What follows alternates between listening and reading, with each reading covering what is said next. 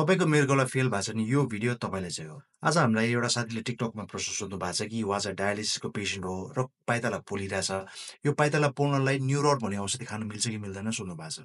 So यो भिडियोमा त्यसको बारे हामी कुरा गर्न चाहन्छौँ। नेपालमा किडनी फेलियरको पेसेन्ट बढ्दै बढ्दै गइरहेछ। म कार्यरत गर्ने हस्पिटलमा जब मैले सुरु गरेको थिएँ 2 वर्ष अगाडि, त्यहाँतिर किडनी फेलियरको पेसेन्ट जसले डायलिसिस गरिरहेको थियो उहाँको सङ्ख्या भनेको 95 थियो। अहिले बढ्दै बढ्दै 165 जना पुगिसकेको छ। र यो मृगौला फेल भइसकेपछि शरीरमा विभिन्न साइड इफेक्ट्सहरू चाहिँ आउन थाल्छ।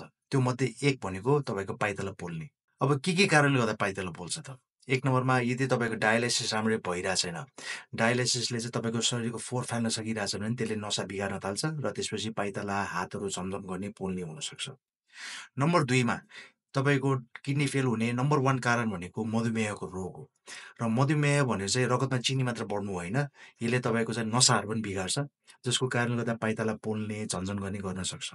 नम्बर 3 मा तपाईँको खानपिन कस्तो छ त?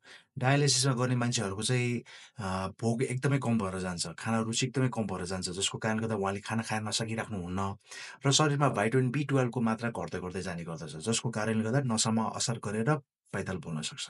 नम्बर 4 मा हामीले डायलिसिस पेसेन्टहरूलाई चाहिँ क्याल्सियम औषधि दिइरहेका हुन्छौँ। तर यो क्याल्सियम यदि एकदमै हाई हुन थाल्यो भने यसले पनि नसालाई बिगार्न थाल्छ, जसको कारणले गर्दा त्यही समस्या आउन सक्छ। नम्बर 5 मा जसले लामो समयदेखि डायलिसिस गरिरहेछ, उहाँहरूको शरीरमा डायलाइसिसबाट एउटा प्रोटिन चाहिँ शरीरमा जम्मा हुन थाल्छ, नसाहरूमा जम्मा हुन थाल्छ, जसको कारणले गर्दा नसा ड्यामेज हुन्छ र पाइताला पोल्न चाहिँ थाल्छ। अब हाम्रो साथीको प्रश्नको उत्तर दिँदाखेरि न्युरोन भनेको चाहिँ भाइटामिन B12 हो।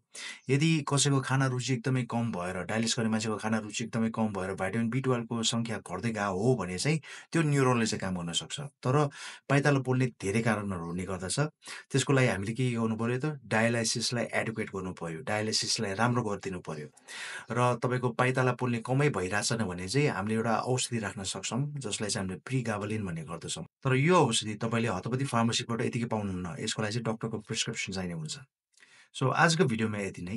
यदि तपाईँले के प्रश्न छ भने तल कमेन्टमा लेखिदिनु होला र यस्तै खालको अरू भिडियो हेर्नलाई मेरो युट्युब च्यानलमा गएर त्यहाँ भिडियो हेरेर च्यानललाई सपोर्ट गरिदिनु होला र च्यानललाई सब्स्क्राइब पनि गरिदिनु होला। यति भन्दैमा म तपाईँहरूबाट आज बिदा लिन चाहन्छु। नमस्ते।